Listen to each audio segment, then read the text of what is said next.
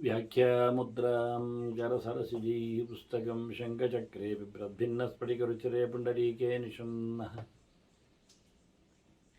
अम्लानश्रीरमृतविशदैरंशभिप्लावयन् मामाविर्भूयादनगमहिमा मानसे वागधीशः नमस्ते प्राणेश प्रणतविभवायावनिमगाः नमः स्वामिन् रामप्रियतमन्मन् गुरुगुण नमस्तुभ्यं भीमप्रबलतमकृष्णेष्ट भगवन्नमः श्रीमन्मध्वप्रदिश सुदर्शन्नो जय जय श्रीगुरुभ्यो नमः नारायणं सुरगुरुं जगदेकनाथं भक्तप्रियं सकललोकनमस्कृतं च त्रैगुण्यवर्जितमजं विभवाद्यमीशं वन्दे भवग्नम् अमरासुरसिद्धवन्द्यं नारायणं नमस्कृत्य नरं चैव नरोत्तमं देवीं सरस्वतीं व्यासं ततो जयमुदीरये ವೇದವ್ಯಾಸುರ ಮಹಾಭಾರತದ ಚಿಂತಕರಿಗೆ ವಂದನೆಗಳು. ಶಾಂತಿ ಪರ್ವದ 301ನೆಯ ಪ್ರವಚನ. ಮತ್ತೆ ಗುರುವಾಗಿ ನಾರಾಯಣನ ಉಪದೇಶ ಶಿಷ್ಯನಿಗೆ ಮುಂದುವರೆದಿದೆ. ಈ ಗುರು ಶಿಷ್ಯ ಸಂವಾದವನ್ನು ಮತ್ತೆ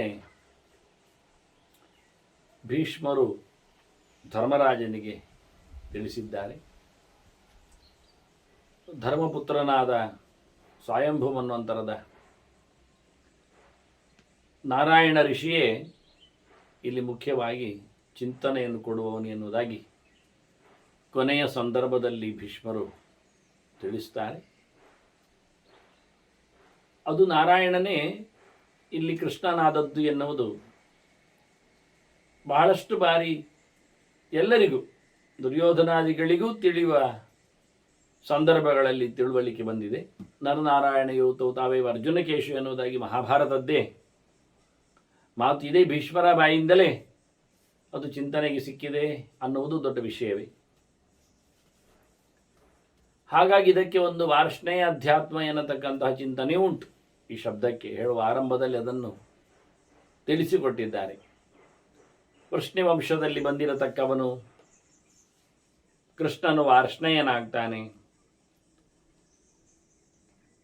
ದೊಡ್ಡ ವಿಷಯ ಅಂದರೆ ವೃಷ್ಣಿ ಶಬ್ದ ಅಂದರೆ ಅಭಿವರ್ಷಣಶೀಲ ಅಂತಲೇ ಅರ್ಥ, ಬೇಕಾದ್ದನ್ನು ನೀಡುವವನು ಅಂತ.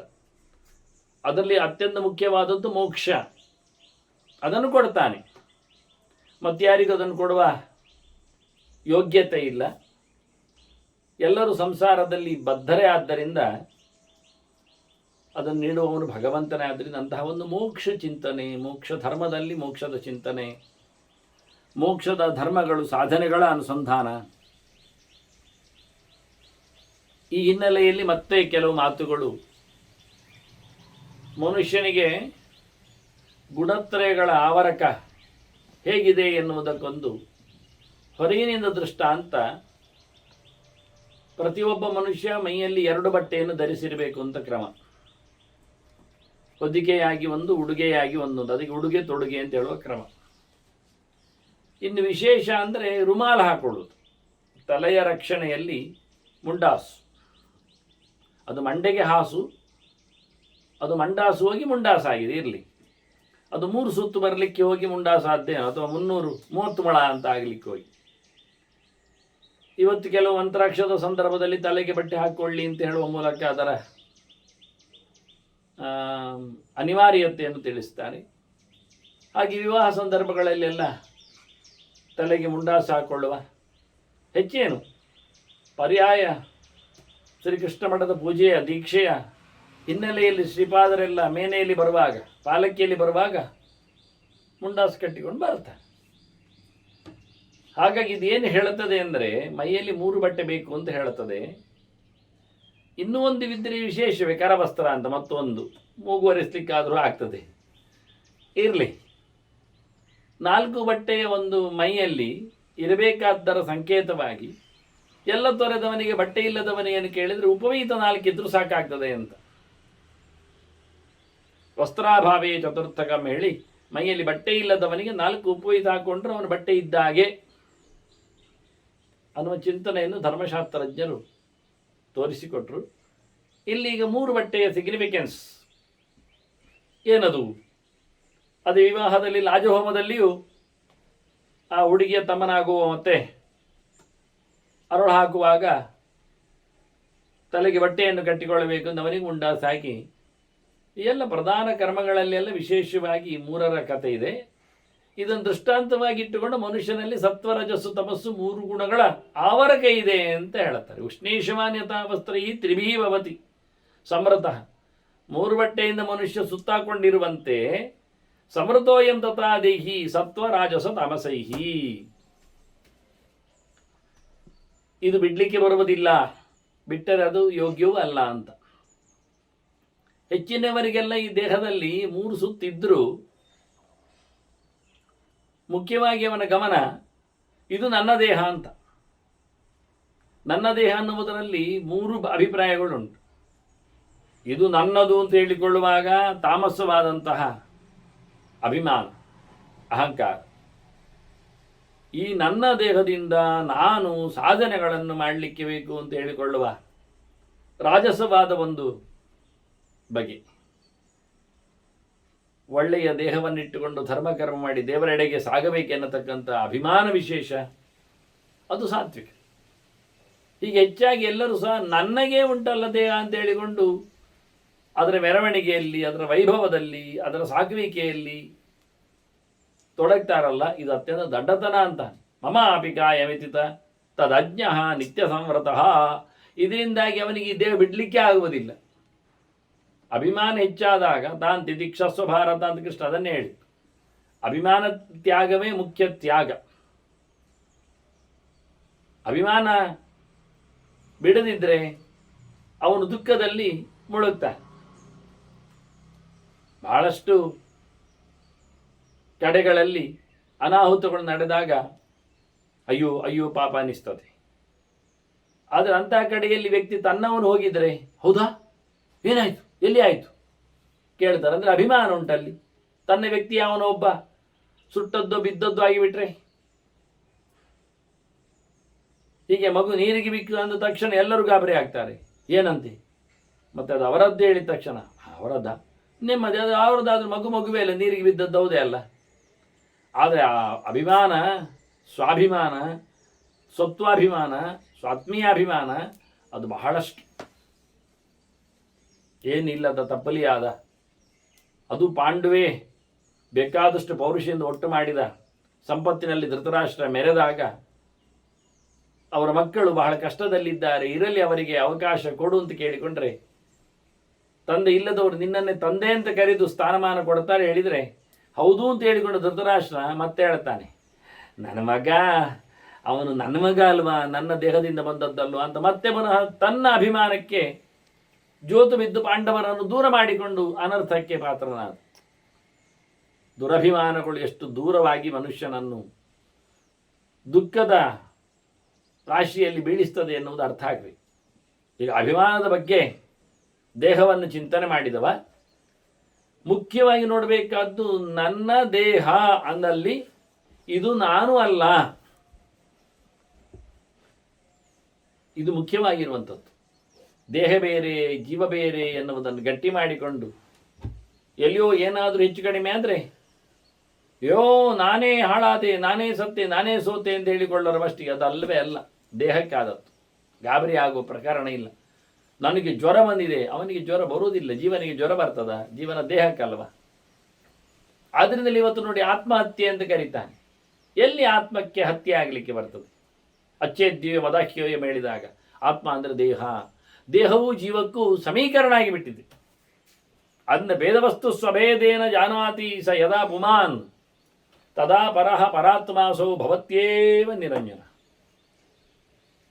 ಯಾವಾಗ ಇರತಕ್ಕಂತಹ ಭೇದವನ್ನು ಚೆನ್ನಾಗಿ ಅರ್ಥ ಮಾಡಿಕೊಳ್ತಾನೋ, ಭಿನ್ನತೆಯನ್ನು ತಿಳ್ಕೊಳ್ತಾನೋ, ತಾನು ಬೇರೆ, ತನ್ನ ದೇಹ ಬೇರೆ, ತನ್ನವರು ಬೇರೆ, ತನ್ನ ಸುತ್ತಮುತ್ತಲೇ ಇರತಕ್ಕಂಥ ಜಡ ಪ್ರಪಂಚ ಬೇರೆ, ಜೀವಗಳ ವ್ಯತ್ಯಾಸ, ಭಿನ್ನತೆ, ಜಡಗಳಲ್ಲಿರತಕ್ಕಂಥ ಪ್ರತ್ಯೇಕತೆ, ಮಣ್ಣು ಬೇರೆ, ನೀರು ಬೇರೆ, ಅವುಗಳಿಂದ ನಾವೆತ್ತು ಬೇರೆ ಇದ್ದೇವೆ ಅಂತ ಇದಿಷ್ಟನ್ನು ಸೃಷ್ಟಿಯಲ್ಲಿ ತಂದಿರತಕ್ಕಂಥ ಭಗವಂತ ಅವನು ನಮಗಿಂತ ಅತ್ಯಂತ ವಿಲಕ್ಷಣನಾಗಿದ್ದಾನೆ. ಅವನು ಪ್ರಪಂಚ ಅಲ್ಲ, ಪ್ರಪಂಚವಾಗಿ ಪರಿಣಾಮ ಹೊಂದಿದ್ದಿಲ್ಲ. ಅವ ಇಡೀ ಪ್ರಪಂಚ ಇರುವಾಗಲೂ ಅವನಿದ್ದಾನೆ ಅನ್ನುವ ಎಚ್ಚರದಲ್ಲಿ ನಾವೊಂದೊಮ್ಮೆ ಅವುಗಳಲ್ಲಿರತಕ್ಕಂತಹ ಭೇದ ಏನು ಅಂದರೆ ಸ್ವನಿರ್ವಾಹ ಅದು ಒಂದು ದೃಷ್ಟಿಯಿಂದ. ಈಗ ಒಂದು ಮಡಿಕೆ ಇದ್ದರೆ ಅದರ ಪಕ್ಕದಲ್ಲಿ ಲೋಟ ಇದ್ದರೆ, ಒಂದು ಕೊಡಪಾನ ಒಂದು ಲೋಟ ಇದ್ದರೆ, ಕೊಡಪಾನ ತನ್ನನ್ನು ಲೋಟದಿಂದ ಬೇರೆ ಅಂತ ತಾನೇ ಹೇಳಿಕೊಳ್ಳುತ್ತದೆ, ತೋರಿಸಿಬಿಡ್ತದೆ. ಹಾಗೆ ಲೋಟವು ಸಹ ಕೊಡಪಾನಕ್ಕಿಂತ ಭಿನ್ನತೆ ಎನ್ನುವುದನ್ನು ತನ್ನಲ್ಲೇ ಸ್ವರೂಪದಲ್ಲಿ ಅರ್ಥ ಮಾಡಿಸಿಕೊಳ್ತದೆ. ಯಾರು ಸಹ ಅದು ಒಂದೇಯಾ, ಹತ್ತಿರದಲ್ಲಿ ಉಂಟಲ್ಲ ಅಂತ ಯಾರ ಸಂಶಯ ಪಡುವ ಕ್ರಮವೇ ಇಲ್ಲ. ಎಲ್ಲಕ್ಕಿಂತ ವಿಲಕ್ಷಣವಾಗಿ ಘಟವು ಹಾಗೆಯೇ ಚಷಕವು ತನ್ನ ಭಿನ್ನತೆಯನ್ನು ತೋರಿಸಿಕೊಳ್ಳುವ, ವ್ಯತ್ಯಾಸವನ್ನು ತೋರಿಸಿಕೊಡುವಲ್ಲಿ ಸಮರ್ಥವಾಗಿರ್ತದೆ. ಅಲ್ಲ ಒಂದೇ ಬಗೆ ಇತ್ತು, ಎರಡು ಎಲೆ, ಎರಡು ಅಂತ ನೀವೇ ಹೇಳಿದ್ದೀರಲ್ಲ ಎಲೆ ಅಂತ. ಆ ಎಲೆಗೂ ಈ ಎಲೆಗೂ ತನ್ನದೇ ಆಗಿರತಕ್ಕಂಥ ಪ್ರತ್ಯೇಕತೆ, ನಾನು ಒಂದೇ, ನಾನು ಹೀಗೆ ಎನ್ನತಕ್ಕಂಥ ವ್ಯವಸ್ಥೆ ಇಲ್ವಾ? ಅಂದ ಪ್ರತಿಯೊಂದು ಕಡೆಯಲ್ಲಿಯೂ ಈ ರೀತಿಯಾಗಿ ಯಾರು ಪ್ರತ್ಯೇಕತೆಯನ್ನು ಅರ್ಥ ಮಾಡಿಕೊಳ್ಳುತ್ತಾನೆ ಅವನು ನಿಜವಾಗಿಯೂ ಪ್ರತ್ಯೇಕನಾಗ್ತಾನೆ, ಅವನು ವಿಲಕ್ಷಣ ಅನ್ನಿಸ್ತಾನೆ, ಅವನು ದೊಡ್ಡವನೆನಿಸ್ತಾನೆ, ಎಲ್ಲರಂತ ಅಲ್ಲ ಆಗ್ತಾನೆ. ಎಲ್ಲ ದೋಷಗಳಿಂದ ದೂರನಾಗಿ ಭಗವದೆಡೆಗೆ ಸಾಗಲು ಸಮರ್ಥನಾಗ್ತಾನೆ. ದೇವರು ಮತ್ತು ಜೀವರು ಇರಲಿರತಕ್ಕಂಥ ಅತ್ಯಂತ ವೈಲಕ್ಷಣ್ಯ ಏನು ಕೇಳಿದರೆ, ದೇವರಡಿಯ ಜಗತ್ತನ್ನು ಸೃಷ್ಟಿ ಮಾಡುವವ, ಮಾಡಿದ್ದ, ನಮ್ಮೆಲ್ಲರ ಕೆಲಸಗಳನ್ನು ಮಾಡಿಸುವವನೇ. ಹಾಗಾಗಿ ಭಗವಂತ ಎಲ್ಲ ಜಗತ್ತಿನ ಸೃಷ್ಟಿಯಲ್ಲಿ ಅದರಲ್ಲಿ ಅವನಿಗೊಂದು ಗಮ್ಮತ್ತು ಕೇಳಿದರೆ ತಾನು ಬಹಳ ಆಗಬೇಕು ಅಂತ. ಭಗವಂತ ಬಹಳ ಆಗಬೇಕು ಅಂದರೆ ಭಗವಂತನ ರೂಪಗಳನ್ನು ಅವನು ಸೃಷ್ಟಿ ಆರಂಭದಲ್ಲಿ ಚಿಂತನೆ ಮಾಡಿದ್ದಂತೆ. ಹೀಗೆ ಸತಪೋತಪ್ಯಸ ತತ್ವ ಬಹುಶ್ಯಾಂ ಪ್ರಜಾಯೇತಿ ಅಂತ ಹೇಳಿ ಈ ಜಗತ್ತನ್ನು ಸೃಷ್ಟಿ ಮಾಡೋದ್ರೊಳಗೆ ಪ್ರವೇಶ ಮಾಡಿಕೊಂಡು ಬಹಳನಾಗಿ ಬಿಟ್ಟ. ಆದರೆ ವಸ್ತುವಿನಲ್ಲಿ ತತ್ಸೃಷ್ಟ ತದೇವ ಅನುಪ್ರಾವಿಶದು ಅಂತ ಸೃಷ್ಟಿ ಮಾಡಿದ ಪದಾರ್ಥದಲ್ಲಿ ಪ್ರವೇಶ ಮಾಡಿದ್ದರಿಂದ ಸೃಷ್ಟಿಯಾದ ಪದಾರ್ಥವಲ್ಲ ಅಂತ ಅರ್ಥ ಆಯ್ತು. ಮನೆಗಟ್ಟಿ ಮನುಷ್ಯ ಪ್ರವೇಶ ಮಾಡ್ತಾನಂದ ತಕ್ಷಣ ಮನೆ ಅವನಾಗ್ತಾನ? ಇಲ್ಲ. ಹಾಗೆಯೇ ಮಕ್ಕಳೆಲ್ಲ ಶಾಲೆಗೆ ಸುಮಾರು ಒಂದು 10 ಗಂಟೆಯಲ್ಲಿ ಪ್ರವೇಶ ಮಾಡ್ತಾರಂದ ತಕ್ಷಣ ಎಲ್ಲ ಮಕ್ಕಳು ಒಂದೇ ಆಗಿಬಿಡ್ತಾರ? ಶಾಲೆಯೇ ಆಗಿ ಹೋಗ್ತಾರ ಅವರು? ಇಲ್ಲ. ಅವರ ಸ್ಥಾನೈಕ್ಯ ಮತ್ಯೈಕ್ಯ ಈಗೆಲ್ಲರೂ ಓದಲಿಕ್ಕೆ ರೆಡಿ. ಹೀಗೆ ಭಗವಂತನ ವಿಶೇಷವಾಗಿರತಕ್ಕಂಥ ಬಹುರೂಪ ಸಂಹಾರದಲ್ಲಿ ಒಂದೇ ರೂಪನಾಗ್ತಾನೆ. ಸೃಷ್ಟಿಯಲ್ಲಿ ವಸುಗಳು, ರುದ್ರರು, ಆದಿತ್ಯರು, 8, 12, 10 ಸಾಧ್ಯರು, ವಿಶ್ವೇ ದೇವತೆಗಳು, ಹೀಗೆ ಗಣಗಣ ದೇವತೆಗಳಲ್ಲಿ ಭಗವಂತ ಗಣಗಳಾಗಿ ಬಿಡ್ತಾನೆ. ವಸುಗಣದಲ್ಲಿ ವಸುಗಳಂತೆ, ರುದ್ರಗಣದಲ್ಲಿ ರುದ್ರರಷ್ಟು, ಆದಿತ್ಯ ಗಣದಲ್ಲಿ ಮತ್ತೆ ಆದಿತ್ಯರಲ್ಲಿ, ಹೀಗೆ ಭಗವಂತ ಅನೇಕ ರೂಪಗಳನ್ನು ತಳಿತಾನೆ, ಸೃಷ್ಟಿಯಲ್ಲಿ ಕಾಣಿಸಿಕೊಳ್ಳುತ್ತಾನೆ, ಸಂಹಾರದಲ್ಲಿ ಮತ್ತೆ ಒಬ್ಬನೇ ಆಗ್ತಾನೆ, ಒಂದೇ ಆಗಿ ಉಳಿತಾನೆ. ಎಲ್ಲ ಗಣಗಳು ಇಲ್ಲ ಆಗ್ತಾವಾಗ. ಈ ರೀತಿಯಾಗಿ ಕ್ರಿಯಾಯೋಗೇ ಚ ಭೇದಾಖ್ಯೆ ಬಹು. ಮತ್ತೆ ಕೆಲವೊಮ್ಮೆ ಅವನು ಮತ್ತೆ ಒಂದಾಗ್ತಾನೆ, ಕ್ವಚಿತ್ ಸಂಕ್ಷಿಪ್ಯತೆ, ಕ್ವಚಿತ್ ಸಂಕೋಚ ಮಾಡುವ ಮೂಲಕ ಒಂದಕ್ಕೆ ಬರ್ತಾನೆ. ಈ ವಸುರುದ್ರ ಗಣಾದ್ಯೇಶು ಸ್ಥಾನಭೋಗೇನ ಭೋಗತಃ, ಅವರವರಲ್ಲಿ ಇದ್ದುಕೊಂಡು ಅವರವರಿಗೆ ತನ್ನ ವಿಶೇಷವಾದ ಅನುಗ್ರಹದಿಂದ ಭೋಗ ಭಾಗ್ಯಗಳನ್ನೆಲ್ಲ ಕಣಿರಿಸುತ್ತಾ, ಇಷ್ಟಾಗಿಯೂ ಭಗವಂತನ ಭೋಗ ಭಾಗ್ಯಗಳನ್ನೆಲ್ಲ ಅನುಭವಿಸುವುದಲ್ಲ ಅವರು. ಯಾರೊಬ್ಬನು ಇನ್ನೊಬ್ಬನ ಆನಂದವನ್ನು ತಾನು ಸವಿಯುವುದಿಲ್ಲ. ಅವನು ಅನುವು ಮಾಡಿಕೊಟ್ಟರು. ಈಗ ಮಾಲೀಕರು ಕೆಲಸ ಕೊಡ್ತಾರೆ, ಸೇವಕರಿಗೆ ಸಂಬಳ ಕೊಡ್ತಾರೆ, ಖುಷಿ ಪಡ್ತಾರೆ, ಊಟ ಹಾಕ್ತಾರೆ, ಸೇವಕರು ಸಂಭ್ರಮಿಸಿಕೊಳ್ತಾರೆ. ಅಂದ ತಕ್ಷಣ ಮಾಲೀಕನ ಆನಂದವನ್ನೇ ಅವರು ತಿಂದದ್ದಲ್ಲ, ಅನುಭವಿಸಿದ್ದಲ್ಲ, ಪಡೆದದ್ದಲ್ಲ, ಅದು ಮಾಲೀಕ ತನ್ನ ಆನಂದವನ್ನೇ ಕೊಟ್ಟದ್ದಲ್ಲ. ಹೇಗೂ ಹಾಗೆ ಭಗವಂತನ ಈ ಜಗತ್ತಿನ ವ್ಯಾಪಾರದಲ್ಲಿ ಅವರವರ ಪ್ರಕಾರದಲ್ಲಿನ ಇರುವುದು, ಆನಂದವನ್ನು ಅನುಭವಿಸುವುದು, ಇವನ್ನೆಲ್ಲ ಕಂಡಾಗ ಎಷ್ಟು ಸ್ಪಷ್ಟವಾಗಿ ಭೇದವು, ಪ್ರತ್ಯೇಕತೆಯು, ವೈಲಕ್ಷಣ್ಯವು ಇವೆಲ್ಲ ಅನುಭವಕ್ಕೆ ಕಾಣುವಂಥದ್ದು. ಆದ್ದರಿಂದ ಇದನ್ನೆಲ್ಲ ತಿಳಿದವ ಅತ್ಯಂತ ಎತ್ತರದ ಸೋಲ್, ಅಡ್ವಾನ್ಸ್ ಸೋಲ್ ಅನ್ನೋದಾಗಿ, ಉತ್ತಮ ಜೀವ ಅನ್ನೋದಾಗಿ ಚಿಂತನೆಗೆ ಬರ್ತಾನೆ. ಹಾಗಾಗಿ ಇಂತಹ ಒಂದು ನೆಲೆಯಲ್ಲಿ ಪ್ರಧಾನವಾಗಿ ತಿಳಿಯಬೇಕಾದ ಸಂಗತಿ ಭಗವಂತನ ಈ ವೈಭವಗಳನ್ನು, ವ್ಯಾಪಾರಗಳನ್ನು ತಸ್ಮಾತ್ ಚತುಷ್ಟಯಂ ವೇದ್ಯಂ ಅಂತ. 4 ತಿಳಿಲಿಕ್ಕೆ ಸೃಷ್ಟಿ ಸ್ಥಿತಿ ಸಂಹಾರ 3 ಅಲ್ಲ, ಮೋಕ್ಷ ಒಂದಿದೆ. ಭಗವಂತನ ಬಗ್ಗೆ ಜಿಜ್ಞಾಸೆಯನ್ನು ಹೇಳತಕ್ಕ ಶ್ರುತಿ ಯಥೋ ವಾಯುಮಾನಿ ಭೂತಾನಿ ಜಾಯಂತೇನ ಜಾತಾನಿ ಜೀವಂತಿ ಪ್ರಯಂತಿ ಅಭಿಸಂವಿಶಂತಿ ಅಂತ ಹೇಳುತ್ತಾ ದೇವರಲ್ಲಿನ ಪ್ರವೇಶವನ್ನು ಮೋಕ್ಷವನ್ನು ತಿಳಿಸಿದೆ. ಅಂತಹ ಮೋಕ್ಷವನ್ನು ಪಡಿಬೇಕಾದ್ರೆ ಅವನು ಬಂಧನದಿಂದ ನಿವೃತ್ತಿಯನ್ನು ಪಡಿಬೇಕಾಗ್ತದೆ. ಭಗವಂತನೇ ಬಂಧನವನ್ನು ಕಳಚುವಂತೆ ಮಾಡುವವನು. ತ್ವಮುಕ್ತಿದಹ ಬಂಧದಹ ಅಂತ ಹೇಳಿಕೊಂಡು ಜ್ಞಾನದಹ ಅಂತೇಳಿ ಅಜ್ಞಾನಂ ಜ್ಞಾನದ ವಿಷ್ಣು ಜ್ಞಾನಿನ ಮೋಕ್ಷದಷ್ಟತಃ ಆನಂದದಷ್ಟು ಮುಕ್ತಾನ ಅಂತೇಳಿ ಒಂದೇ ಮೋಕ್ಷ ಅಂದಾಗ ಜ್ಞಾನ ಕೊಡುವ, ಅಜ್ಞಾನವನ್ನು ತೆಗೆಯುವ, ಅಜ್ಞಾನ ಕಾರಣವಾದಂಥ ಬಂಧನವನ್ನು ನೀಗಿಸುವ, ಇವೆಲ್ಲ ಅಂಶಗಳು ಅದಕ್ಕೆ ಬೇಕಾಗಿರತಕ್ಕಂಥ ಸಾಧನೆಯನ್ನು ಮಾಡಿಸುವ, ನಿಯಂತ್ರಿಸುವ ಸಾಮರ್ಥ್ಯಗಳೆಲ್ಲ ಅಲ್ಲಿ ಕೇಳಿ ಬರ್ತವೆ. ಆದರೆ ಇದು 4 ಚೆನ್ನಾಗಿ ತಿಳ್ಕೊಂಡ್ರೆ ಒಳ್ಳೆಯ ಹೇತುವಿರಾವೃತ ಇಡೀ ಜಗತ್ತು ಈ 4ರಲ್ಲಿ ನೆಲೆಗೊಂಡಿದೆ ಎನ್ನುವುದನ್ನು ಪ್ರಧಾನವಾಗಿ ಅನುಸಂಧಾನಕ್ಕೆ ತಂದರೆ ಅವನು ಭಗವಂತನ ಬಗ್ಗೆ ಚೆನ್ನಾಗಿ ತಿಳಿದವನಾಗ್ತಾನೆ. ತಥಾ ಸಂಜ್ಞ, ಹಾಗೆ ಸಂ ಅಂದರೆ ಭಗವಂತ ಅಂತ ಅರ್ಥ ಅಲ್ವಾ. ಅಗೇ ಪ್ರವಿಸಂಭೂ ಅಸಕಃ ವಿಷ್ಣುವಾಚಕ, ಸಂಪೂರ್ಣನಾದ ತತ್ವ, ಜ್ಞಾನಾನಂದ ಐಶ್ವರ್ಯಗಳಿಂದೆಲ್ಲ ಸಂಪೂರ್ಣನಾದವ. ಪೂರ್ಣ ಜ್ಞಾನಾತ್ಮನೆ ಹೃದಯಾಯ ನಮಃ, ಪೂರ್ಣ ಐಶ್ವರ್ಯಾತ್ಮನೆ ಶಿರಸೇ ಸ್ವಾಹ, ಪೂರ್ಣ ಪ್ರಭಾತ್ಮನೆ ಶಿಖಾಯ ವಿಶದ, ಪೂರ್ಣ ಆನಂದಾತ್ಮನೆ ಕವಚಾಯಂ, ಪೂರ್ಣ ತೇಜಾತ್ಮನೆ ಯತ್ರಾಭ್ಯಮೌಷ, ಪೂರ್ಣ ಶಕ್ತಿಯಾತ್ಮನೆ ಅಸ್ತ್ರಾಯ ಪಟ್ಟ ಅಂತ ಹೇಳಿ ಭಗವಂತನ ಪೂರ್ಣವಾದಂತಹ ಸ್ವರೂಪ ವಿಶೇಷಗಳನ್ನೆಲ್ಲ ತೋರಿಸಿಕೊಟ್ಟಿದ್ದ. ಇದು ಜೀವರಲ್ಲಿ ಯಾರಲ್ಲಿಯೂ ಸಹ ಉತ್ತಮ ಜೀವ ಅನಿಸಿಕೊಂಡ, ಸರ್ವೋಚ್ಚ ಜೀವ ಅನಿಸಿಕೊಂಡ ಚತುರ್ಮುಖನಲ್ಲಿಯೂ ಎಲ್ಲ ಪ್ರಮಾಣದ ಜ್ಞಾನ, ಆನಂದ, ಐಶ್ವರ್ಯ ಇಲ್ಲ. ಹೀಗಾಗಿ ಅಂತಹ ಭಗವಂತನನ್ನು ಬಹಳ ಚೆನ್ನಾಗಿ ತಿಳಿದುಕೊಂಡಾಗ ಮನುಷ್ಯ ಅವನು ಅವನವನ ಮಟ್ಟಿನ ಪೂರ್ಣತೆಯನ್ನು ಪಡಿತಾನೆ. ತಥಾ ಸಂಜ್ಞೋ ಶ್ಯಯಂ ಸಮ್ಯಕ್ ಅಂತಗಾಲೇ ನಮುಹ್ಯತಿ. ಇದರಿಂದ ಅವನು ಯಾವ ಸಮಯದಲ್ಲಿಯೂ ಸಾಯುವ ಹೊತ್ತಿನಲ್ಲಿಯೂ ಅವನು ಸಂಶಯಗ್ರಸ್ತನಾಗುವುದಿಲ್ಲ, ಮೋಹವನ್ನು ಪಡೆಯುವುದಿಲ್ಲ, ಭಗವಂತನ ಬಗ್ಗೆ ಎಚ್ಚರವನ್ನು ತಾಳ್ತಾನೆ. ಹೇಗೆ ವಾಯುವೀದಃ ಯಥಾ ಭಾನು, ವಿಶೇಷವಾಗಿ ವಿಪ್ರಕಾಶಂ ಗಮಿಷ್ಯ, ಸೂರ್ಯನಿಗೆ ಮಳೆಗಾಲದಲ್ಲಿ ಮೋಡದ ತಡೆ ಇರ್ತದೆ, ಅಡ್ಡ ಇರ್ತದೆ, ಅದನ್ನು ಗಾಳಿ ಬಂದಾಗ ಹೀಗೆ ಸರಿಸಿಬಿಡ್ತದೆ. ಆಗ ಸೂರ್ಯ ಬ್ರೈಟ್ ಆಗಿ ಕಾಣ್ತಾನೆ. ಸೂರ್ಯ ನಿಜವಾಗಿ ಬೆಳಕಿನಲ್ಲಿದ್ದ ಹಾಗೆ ಜೀವ ಜ್ಞಾನಸ್ವರೂಪನಾಗಿದ್ದರೂ ಈ ಅಜ್ಞಾನದ ಆವರಕದಿಂದಾಗಿ, ಪರದೆಯಿಂದಾಗಿ ಪ್ರಾಕೃತವಾಗಿ ಆತ ಸೋತಿರ್ತಾನೆ. ಪ್ರಾಣನ ವಿಶೇಷವಾದ ಅನುಗ್ರಹದಿಂದ, ಪರಮಾತ್ಮನ ವಿಶೇಷವಾಗಿರತಕ್ಕಂತಹ ಸಂಕಲ್ಪದಿಂದ ಆತ ಮತ್ತೆ ಜ್ಞಾನವನ್ನು ಪಡೆದು ಬೆಳಕಿಗೆ ಬರ್ತಾನೆ, ಮೋಕ್ಷವನ್ನು ಅನುಭವಿಸ್ತಾನೆ. ಹಾಗಾಗಿ ಭಗವಂತನ ಪರಿಪೂರ್ಣವಾದಂತಹ ದೊಡ್ಡ ಮಟ್ಟಿನ ದಿವ್ಯವಾದ ಅನುಗ್ರಹವನ್ನು ಪಡಿಬೇಕಾದರೆ ಶ್ರೇಯನ್ ದಿವ್ಯಾಂ ಅಭಿಪ್ರೇತ್ಸು ವರ್ಷಮಾನ್ ಮನಸಾ ಶುಚಿಹಿ, ಶುದ್ಧನಾಗಿ ಪರಿಶುದ್ಧನಾಗಿ, ಹೊರಗೆ ಮಾತ್ರ ಅಲ್ಲ ಮನಸ್ಸಿನಲ್ಲಿ ಭಗವದ್ ಎಚ್ಚರದಿಂದ ಅತ್ಯಂತ ನಿಯಮಬದ್ಧನಾಗಿಕೊಂಡು ಶಾರೀರೈ ನಿಯಮೈ ಉಗ್ರೈ ಚರೇತ್ ನಿಷ್ಕಲ್ಮಷಂ ತಪಃ, ಭಗವಂತನ ಪರಿಪೂರ್ಣವಾದ ಅನುಗ್ರಹವನ್ನು, ಸಂಪತ್ತನ್ನು, ದೇವರ ಅನುಗ್ರಹ ಸಂಪತ್ತನ್ನು, ವಿಶೇಷವಾದ ಜ್ಞಾನವನ್ನು, ಅದೇ ದೊಡ್ಡದಾದಂತಹ ಸಂಪತ್ತು, ಜ್ಞಾನವೇ ಸಂಪತ್ತು. ಅದನ್ನು ಪಡೀಲಿಕ್ಕೋಸ್ಕರ ಆತ ಬಹಳಷ್ಟು ಕಠಿಣವಾದ ತಪಸ್ಸನ್ನು ಮಾಡಬೇಕು.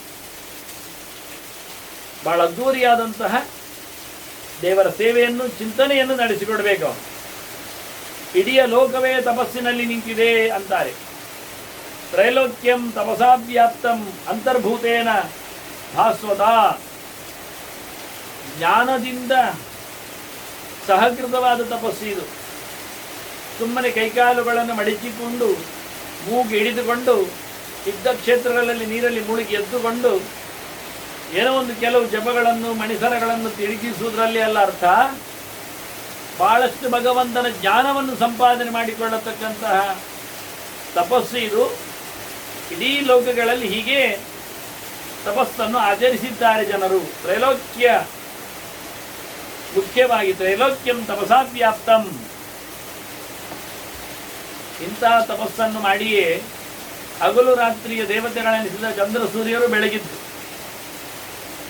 ಚಂದ್ರ ಸೂರ್ಯರ ಬೆಳಕನ್ನು ನಾವು ಕಾಣುವುದು ತಪಸ್ಸಿನಿಂದಲೇ. ಹೊರಗಿನಿಂದ ನಮ್ಮ ಸಾಧನೆಯನ್ನು ಮಾಡಿಸತಕ್ಕಂಥ ಅಹೋರಾತ್ರ ಅಭಿಮಾನಿಗಳು ಸೂರ್ಯಶ್ಚ ಚಂದ್ರಮಾಶ್ಚೈವ ಭಾಸತಃ ತಪಸಾ ದಿವಿ. ಮೇಲಿನ ಲೋಕದಲ್ಲಿ, ಅಂತರಿಕ್ಷದಲ್ಲಿ, ಆಗಸದಲ್ಲಿ ಅವರು ಪ್ರತಿನಿತ್ಯ ಹಗಲು ರಾತ್ರಿಗಳನ್ನು ಮಾಡುವಲ್ಲಿ, ದೇವರ ಸೇವೆ ನಡೆಸುವಲ್ಲಿ ಹಿಂದೆ ಅವರದ್ದು ತಪಸ್ಸು ಕೂತಿದೆ, ಮಡುಗಟ್ಟಿದೆ, ಬಹಳ ಜೋರಾದ ತಪಸ್ಸುಗಳಾಗಿದೆ. ಆದ್ದರಿಂದ ನಾವು ಬೆಳಕನ್ನೇ ಒಂದು ದೃಷ್ಟಿಯಿಂದ ತಪಸ್ಸು ಅಂತ ಹೇಳುತ್ತೇವೆ, ಜ್ಞಾನವನ್ನೇ ತಪಸ್ಸು ಅಂತ ಕರಿತೇವೆ. ನಾವು ಯೋಚನೆ ಮಾಡುವ ಹಾಗೆ ಚಂದ್ರನ ಬೆಳಗ್ತಾನೆ, ಸೂರ್ಯನ ಬೆಳಗ್ತಾನೆ ಹೇಳಿದ್ರೆ ಇಲ್ಲಪ್ಪ, ಚಂದ್ರ ಮಾತ್ರ ಬೆಳಗುವುದಲ್ಲ, ಅವನು ಬೆಳಗುವುದಿಲ್ಲ. ಸೂರ್ಯನ ಬೆಳಗ್ತಾನೆ, ಸೂರ್ಯನ ಬೆಳಕಿಂದ ಚಂದ್ರ ಬೆಳಗ್ತಾನೆ ಹೇಳಿದ್ರೆ ಅಲ್ಲ ಅಂತಾರವರು. ನಿಜವಾಗಿ ಚಂದ್ರನಿಗೆ ಸ್ವಯಂ ಪ್ರಭೆ ಇದೆ, ಆದರೂ ಸೂರ್ಯನ ಪ್ರಕಾಶವನ್ನು ಅವನು ಕುಡಿತಾನೆ, ಉಪಯೋಗಿಸಿಕೊಳ್ಳುತ್ತಾನೆ. ಸ್ವಭಾಸ ಭಾಷೆಯಶ್ಚಾಪಿ ಚಂದ್ರಮಾಹ. ತನ್ನದೇ ಆದ ಬೆಳಕಿನಿಂದ ಅವನು ಬೆಳಕನ್ನು ಕೊಡ್ತಾ ಇದ್ದರೂ ಹೇಗಿರ್ತಾನೆ ಕೇಳಿದರೆ ಅರ್ಥ ವರ್ತತೆ ಸೂರ್ಯ ಯೋಗೇತು ಎಸ್ ಸಂಧಿಗಿ. ಅವನು ಸೂರ್ಯನ ಸಂಪರ್ಕದಿಂದ ಬೆಳಕನ್ನು ಪಡಿತಾನೆ. ಇದು ಯಾಕೆ ಕೇಳಿದರೆ ತಪಸ್ಸರ್ವಂ ಪ್ರದೀಪ್ಯತೆ ಹೇಳಿದಾಗೆ ಎಲ್ಲ ಕಡೆಯೂ ತಪಸ್ಸಿನಿಂದಲೇ ಕೆಲಸ ಆಗ್ತದೆ ಅಂತ ನಮಗೆ ಹೇಳಬೇಕು. ಹಾಗೆ ಎಲ್ಲ ಕಡೆ ಇಲ್ಲಿ ಸೂರ್ಯನಿಂದಲೇ ಆಗ್ತದೆ ಅಂತ. ಆದರೆ ಕೃಷ್ಣನು ಪ್ರತ್ಯೇಕವಾಗಿ ಇಬ್ಬರಲ್ಲಿ ಇರತಕ್ಕ ಬೆಳಕನ್ನು ಗುರುತಿಸಿದ್ದಾನೆ. ಯದಾದಿತ್ಯಗದಂತೆ ಜಹ ಅಂತ ಹೇಳಿದಾಗೆ ಚಂದ್ರಮಸಿ ಹೆಚ್ಚಾಗ್ರಂ. ಒಂದೊಮ್ಮೆ ಸೂರ್ಯನದ್ದೇ ತೇಜಸ್ಸು ಚಂದ್ರನಲ್ಲಿ ಆದರೆ ಹೇಳಬೇಕು ಯಾಕೆ? ಅವನದ್ದು ಆದ ಬೆಳಕು ಉಂಟು, ಸೂರ್ಯನಿಂದ ಪಡೆದದ್ದು ಉಂಟು.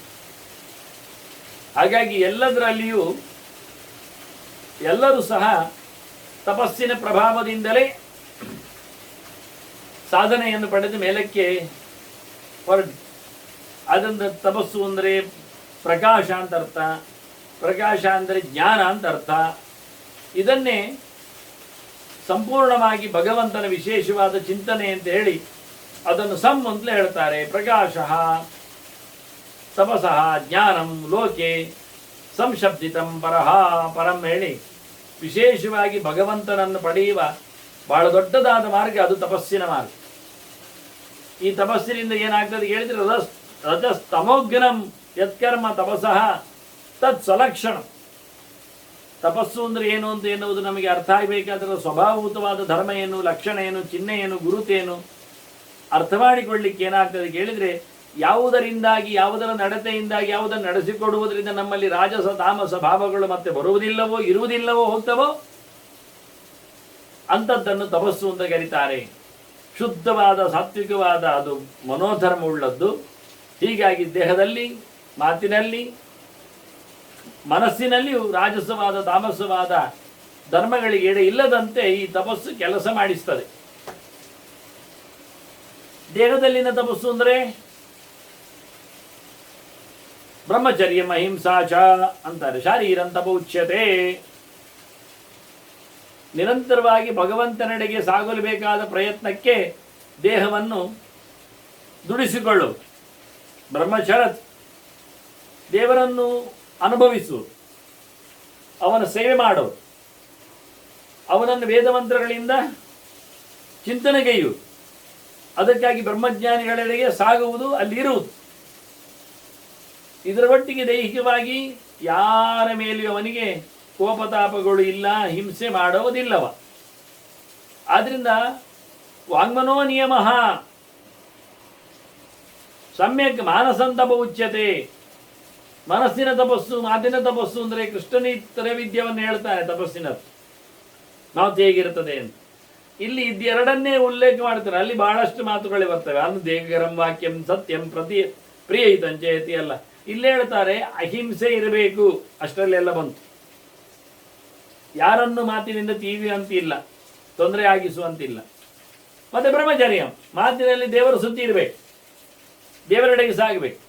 ಲೋಕವಾರ್ತೆ ಅಲ್ಲ ಅದು, ತೀರಾ ಕಳಪೆ ಮಟ್ಟದ ಮಾತುಕತೆ ಎಲ್ಲ ಪಟ್ಟಾಂಗ ಅಲ್ಲ ಅಂತ. ಇಷ್ಟು ಸಾಕು ಅಂದರು.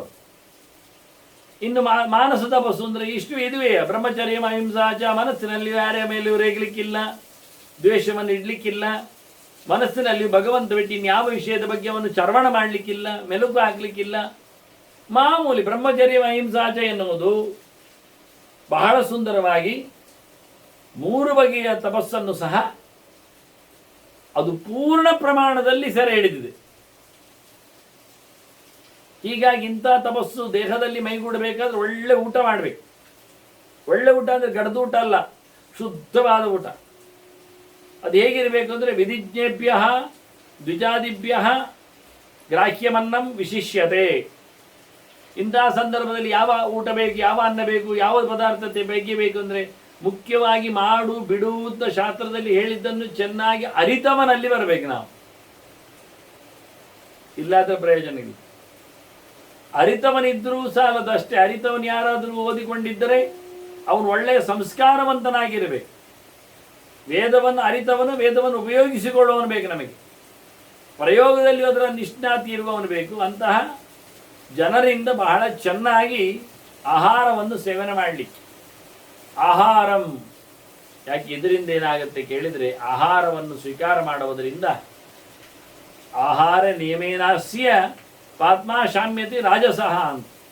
ಶುದ್ಧ ಆಹಾರದ ನೆಲೆಯಲ್ಲಿ ಕೂತಾಗ ರಾಜಸಗಳು ಹೊರಟೋಗ್ತವೆ, ಪಾಪಗಳು, ತಪ್ಪುಗಳು, ಕಲ್ಮಶಗಳು. ತಾಮಸಕ್ಕೆ ಇನ್ನೊಬ್ಬರಿಂದ ಆಹಾರ ಪಡೆದದ್ರಿಂದೆಲ್ಲ ಆಹಾರವನ್ನು ತಿನ್ನದೇ ಇದ್ರೆ ತಾಮಸವಾದ್ದು ಹೋಗ್ತದೆ. ಊಟವೇ ಬಿಡಬೇಕು. ಕೃತ್ಯ ಚಾಂದ್ರಾಯಣಾದಿಗಳ ಬಗ್ಗೆ ಹೇಳಿದ್ನಲ್ಲ, 10-12 ದಿವಸ ಮಾಡತಕ್ಕಂಥ ವ್ರತಗಳು ಅದನ್ನು ನಡೆಸಬೇಕು. ಆದರೆ ಇನ್ನೊಬ್ಬರಲ್ಲಿ ಬೇಡುವಂಥದ್ದು ಆಹಾರ ಮಾಡಿದರೆ ಪಾಪ ಹೋಗ್ತದೆ, ಒಳ್ಳೆಯವರಿಂದ ಬೇಡಿದರೆ ಪಾಪ ಹೋಗ್ತದೆ. ಅದರ ಸ್ವೀಕಾರದಿಂದ ರಾಜಸವಾದವು. ಯಾರಿಂದಲೂ ಪಡೆಯದೆ ಉಪವಾಸ ಕೂತ್ರೆ ತಾಮಸವಾದ, ಅವನ ಪಾಪಗಳು ಪರಿಹಾರಗೊಳ್ಳಿಕ್ಕೆ ಕಾರಣ ಆಗ್ತದೆ. ವೈಮನಸ್ಯಂಚ ವಿಷಯ, ನಿಜವಾಗಿ ಮನಸ್ಸು ದೂರ ಹೋಗಬೇಕು ವಿಷಯಗಳಿಂದ. ವಿಷಯಗಳ ಮೇಲೆ ಅವನಿಗೆ ಮುನಿಸು ಇರಬೇಕು. ಕೋಪ, ಶಬ್ದಸ್ಪರ್ಶ ರೂಪರಸ ಗಂಧಗಳನ್ನು ತಮ್ಮ ಇಂದ್ರಿಯಗಳಿಗೆ ಸಪ್ಲೈ ಮಾಡ್ತಾ ಇರಬಾರ್ದವ. ಹಾಗಾಗಿ ವೈಮನಸ್ಯಂ ವಿಷಯತ ಏನಾಗ್ತದೆ, ಅವನಿಗೆ ಯಾಂತ್ಯಸ್ಯ ಕರಣಾನಿಶು, ಅಲ್ಲಿ ಇಂದ್ರಿಯಗಳು ಓಡ್ತಾವೆ. ನಾವು ಬೇಕಾಬಿಟ್ಟಿಯಾಗಿ ಬಿಟ್ರೆ, ಮನಸ್ಸನ್ನು ಗಟ್ಟಿ ಮಾಡಿಕೊಂಡು ವಿಷಯಗಳಿಗೆ ಹೋಗುವುದಿಲ್ಲ ಅಂತ ವಿಷಯಗಳ ಮೇಲೆ ಮನಸ್ಸು ಕೋಪ ಮಾಡಿದರೆ ಇಂದ್ರಿಯಗಳು ಓಡುವುದು ನಿಲ್ಲಿಸ್ತವೆ. ಹೀಗೇನಾಗ್ತದಾಗ ತನ್ನಷ್ಟಕ್ಕೆ ಮೆಲ್ಲ ಆಗ್ತದೆ, ಇಂದ್ರಿಯಗಳು ಶಾಂತವಾಗ್ತವೆ, ದೇವರೆಡೆಗೆ ಸಾಗ್ತವೆ. ಹಾಗಾಗಿ ಆಹಾರವನ್ನು ಪಡೆಯುವಾಗ ಸರಿಯಾಗಿ ನೋಡಿಕೊಂಡು ಇಂದ್ರಿಯ ಚಾಪಲಕ್ಕೆ ಅನುಗುಣವಾಗಿ ಬಯಕೆಗಳಿಗೆ ಗೂಡಾಗಿ ಮನಸ್ಸು ಬಹಳಷ್ಟು ಹೊತ್ತುಕೊಂಡು ಬೇಕುಗಳನ್ನು ಕಾಮನೆಗಳನ್ನು ಬರಬಾರದು. ತಸ್ಮಾತ್ ಹೇಗೆ ಕ್ರಮಾದ್ ಅಧ್ಯಾತ್ ಯಾವದತ್ರ ಪ್ರಯೋಜನ.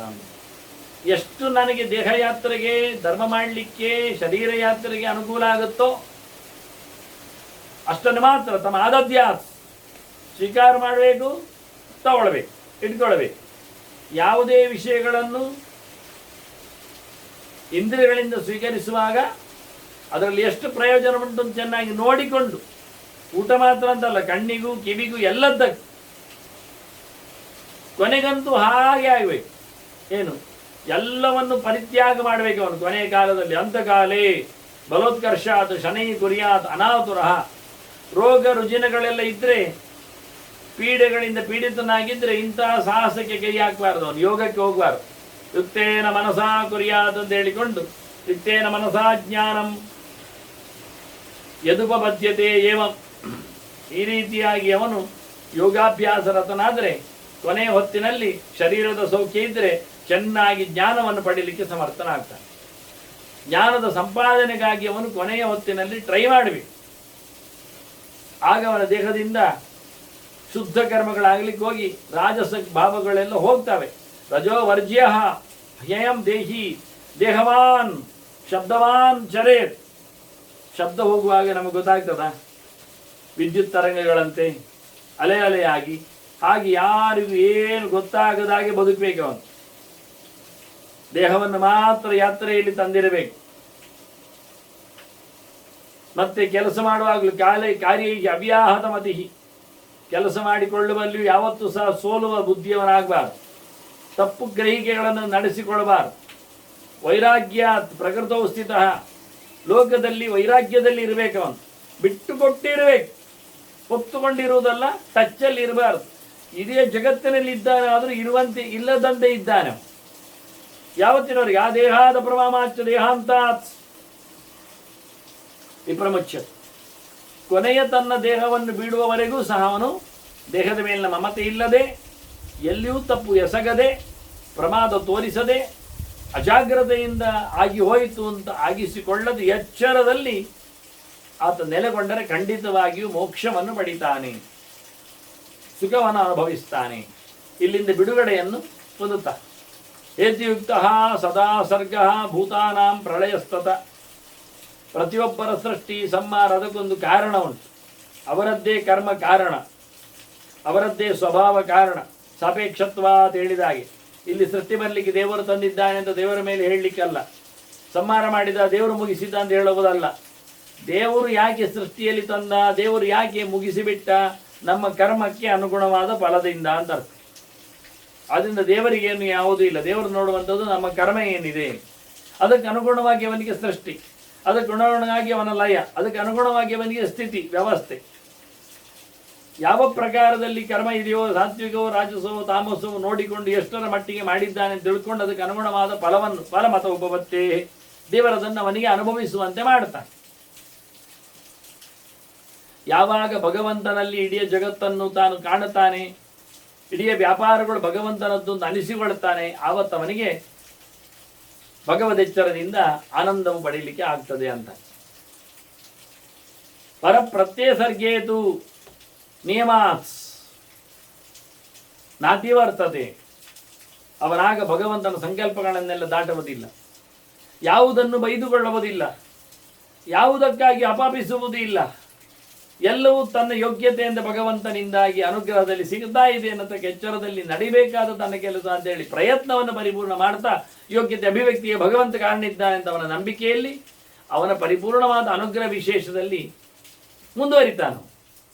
ಧೃತ್ಯ, ಮುಖ್ಯವಾಗಿ ಮಾನಸವಾದಂತಹ ಧೈರ್ಯ ಅಂದರೆ ಧ್ಯಾನವೂ ಸೇರ್ತದೆ, ಯೋಗವನ್ನೇ ಕರೀತಾರೆ.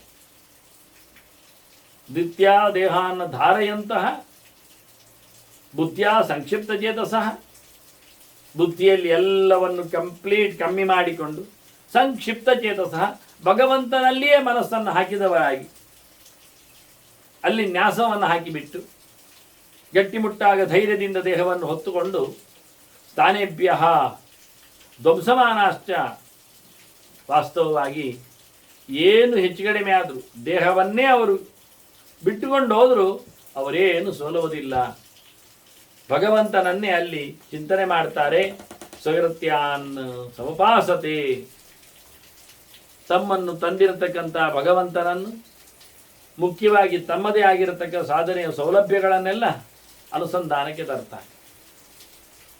ಯಥಾಕಾಮ ಯಥಾಗಮಂಚದ ಸರ್ವಂ ಬುದ್ಧ್ಯಾತೋನ್ಯನ್ನ ಬುದ್ಧ್ಯತೆ, ಶಾಸ್ತ್ರ ಪ್ರಕಾರ ಏನುಂಟು ಅಂತ ತಿಳ್ಕೊಂಡು ದೇವರನ್ನು ಮಾತ್ರವೇ ಸರ್ವಧರ್ಮಾನ್ನ ಪರಿತ್ಯಜ್ಯ ಮಾಮೇಕಂ ಶರಣಂ ರಜ ಹೇಳಿದಾಗೆ, ಇಡೀ ಜಗತ್ತು ತಂದದ್ದು ಅವನಾದ್ರಿಂದ, ನನ್ನೆಲ್ಲದರ ರೂವಾರಿ ಅವನೇ ಆಗುವುದರಿಂದ, ಅವನೊಬ್ಬನೇ ನನ್ನ ಚಿಂತನೆಗೆ ಧ್ಯಾನಕ್ಕೆ ಅರ್ಹನು ಅಂತ ಹೇಳಿಕೊಂಡು ಸಕಲ ಶಾಸ್ತ್ರದ ವೇದೇ ರಾಮಾಯಣೇ ಚೈವ ಪುರಾಣೇ ಭಾರತೇ ತಥಾದು ಅಂತೆ ಚ ಮಧ್ಯೆ ಚ ವಿಷ್ಣು ಸರ್ವತ್ರ ಗೀಯತೆ ಹೇಳಿದಾಗೆ,